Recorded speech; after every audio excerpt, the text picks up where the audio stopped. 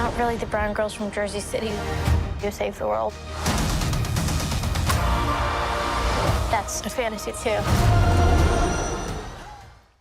Hello and welcome everyone to a cosmic episode of the Untitled Marvel Project. That's right, we are here talking about the premiere episode of Disney Plus's Marvel Studios' Ms. Marvel, a highly anticipated show especially for one of your favorite Marvel reviewers here. But before we get into it, I want you to subscribe to Backlog Banter. I want you to like this video. I want you to join the Discord. That link is in the description. There, you can splurge about how much you loved this first episode of Ms. Marvel. I'm sure Tucker Hazel would love to talk about that first episode with you at great lengths. Or you can talk about literally anything else. And you can communicate with us. You can communicate with our lovely fans in that Discord as well. But, Tucker, without further delay, let's talk about this first episode of Ms. Marvel. And I want you to give me your thoughts. Oh boy, this is a tough one for me. Yeah. It's a tough one, but an exciting one, because I don't think I've ever anticipated a single release of something on a personal level to the release of this show, the start of this show. Ms. Marvel was not my first favorite superhero, not my introduction to superheroics. Believe it or not, I've been watching the MCU long before she was even conceived.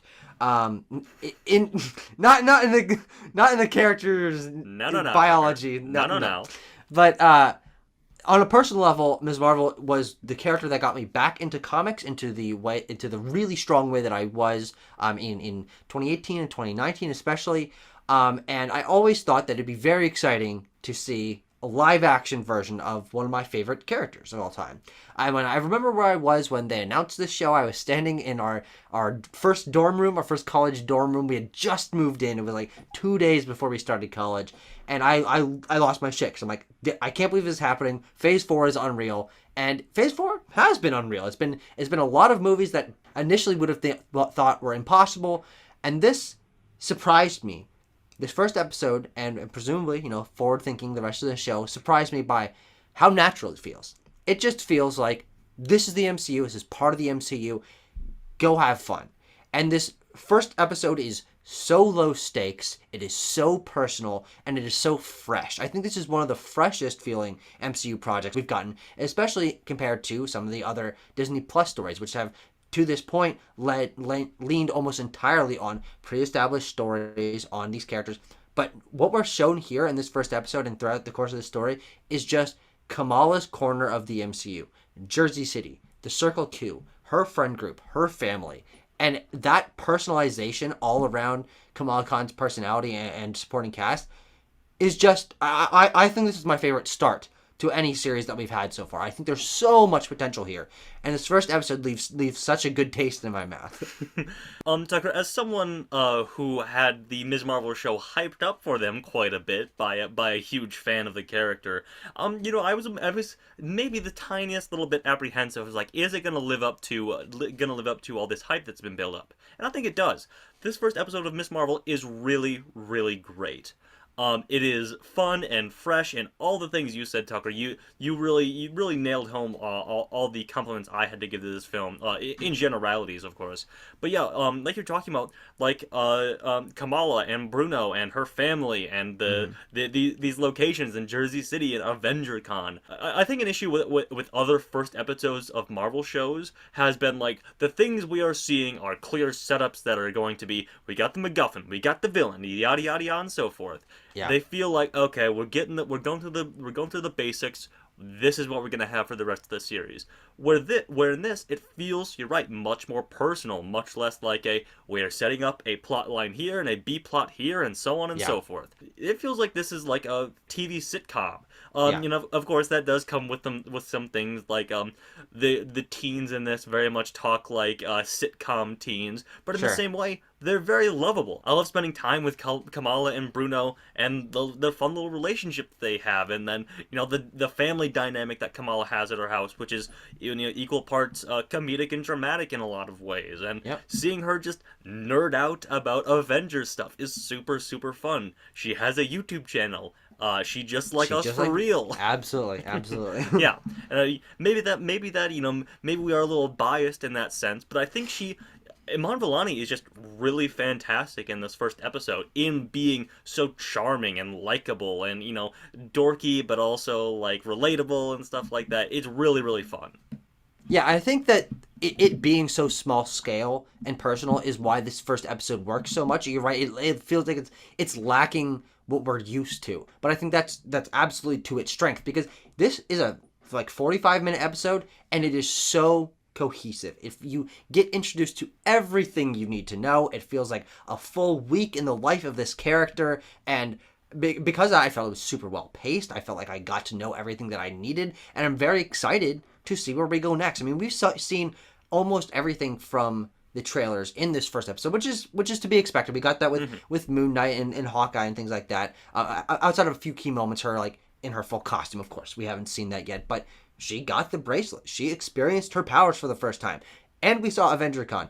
And we saw her fail a driver's test. And we saw her dicking around and getting used to her family. And like all this stuff happened. There's so much that happened here. But it never felt rushed. Yeah. Like it always felt like super well paced. And I think that it is especially helped by the pacing and the tone being so unique. Helped by the graphical effects that are used in the show. Which I think are absolutely the highlight of this. I mean, I'm loving Kamala. I'm loving the world and the characters. But in terms of this feeling like a new direction for the MCU, combined with very good color grading. It's a very colorful show, which you can't say for basically any other Marvel project.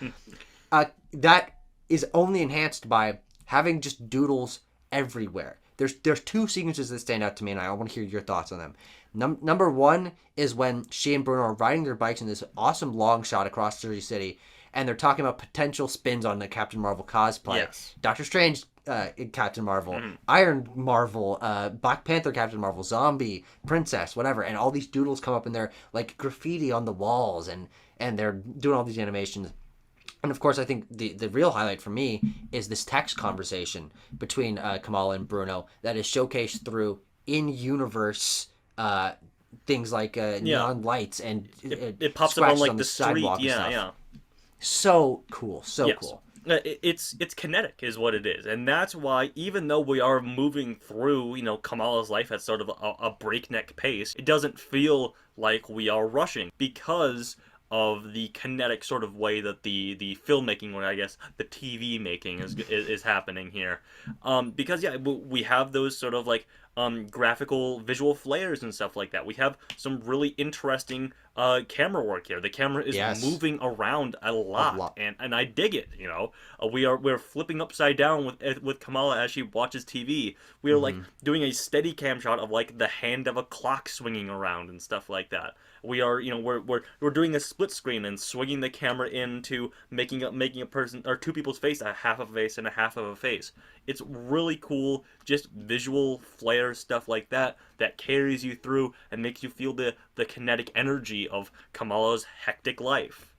Yeah, and it also like externalizes a lot of the drawings and stuff. Externalize her fandom, her personality. Like all of this stuff feels based around her personality and something in a way that this both feels most personal because it's very small scale, especially compared to stuff. Well, I mean, might be the smallest scale, most personal thing we've gotten from the MCU so far. And also just the way that ties into her personality and also how her personality allows us to see a new corner of the MCU, as I said, but just like learning about fandom in the MCU. Yeah. And how she, one of the great moments of small writing in this is that people know about the events of Avengers Endgame and the Battle for Earth, as they call it, which is the battle at the end of Endgame, through Scott Lang has a podcast. Yeah. And he's been sharing these stories. So fun. And he told them that Captain Marvel punched Thanos in the face and told them about all these things. And presumably he's the one who mentioned America's ass, and that's why there's an America's ass like doodle for sale. Like a card, or something like that. It's really fun. Yeah, I love all the little in-universe world-building stuff that is inconsequential, but it's just fun and adds to the fun of this show.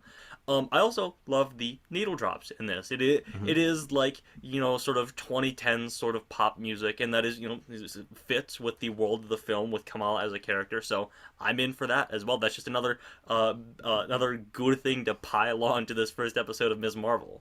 Yeah, and I think interesting Freudian slip multiple times on your part is calling this a film. Oh, sorry. A couple times. No, of course, it's not true. This Yeah. is not a film. This is a TV show. But I think that why you're making those Freudian slips and everything is this is the highest production value we've seen for a Disney Plus show. This looks like it could be a movie from the experimental camera work and the graphical effects and the quality of the CGI. And like, I never felt like there was a low budget moment here. And it's got great color grading, great framed shots, like smoke effects and lighting effects and all this stuff that feel really genuine and super high production value and just contribute to like the very unique feel of this, because I'm used to Marvel stuff being desaturated and not very kinetic in its camera work and stuff, and this absolutely throws all of that out the window. Yeah, and Tucker, unless you have any other things, I think we should address, the big discourse elephant in the room. If this hasn't been talked to death, and you haven't been dragged into Twitter discourse to death about this already, but of course, as we all know, they ruined Miss Marvel by giving her different powers. She is a terrible character now. We all know this. No, I'm joking, of course. Tucker, I'm not really attached either way. I haven't read any Ms. Marvel comics or anything like that. This is my first exposure to her in media of any kind. But Tucker, I assume you've had some time to think about the power change. So give me your thoughts and give the audience your thoughts. Yeah, I think this will be most important to talk about in our series review when we finally learn what the origin of the bracelet is, how it ties into her Pakistani heritage, and all these storylines sort of flesh out over the course of the show. But on base level, I think that what we've seen of the powers looks good. I think that it is a probably an easier, more visually flashy way to CGI stretching and give her a wider range of abilities, as we've seen her using little platforms to jump up or block, make like a shield or whatever. It expands her arsenal. I think it looks very good, and I think that it's just an MCUification, and I think it's totally fine. Yeah, I understand they don't want to weigh themselves down with, in this first episode, having to introduce that the Inhumans exist and that Terrigen Mist exists, and how does the Terrigen Mist get to her, and like all this stuff. Fine.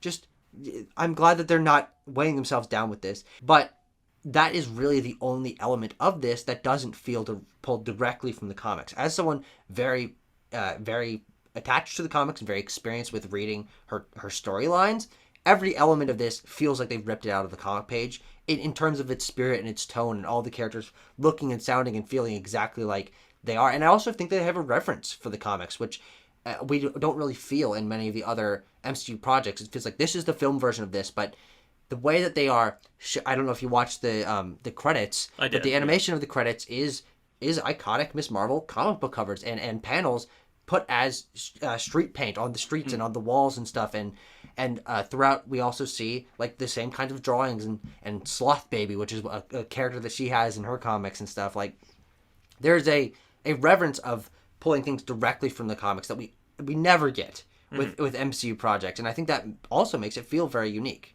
There's a few things that we haven't seen, which is like her friend who is a vigilante of sorts. I'm not really familiar. Red Dagger. Yeah, we'll see him eventually. Yeah. I don't know how they're gonna incorporate him into this. He is a vigilante superhero working in Pakistan or wherever her family like ends up visiting in the comics. So I don't know if they're gonna travel there. That'd be pretty cool. We have seen some shots in the trailers that all might indicate that, though hard to tell.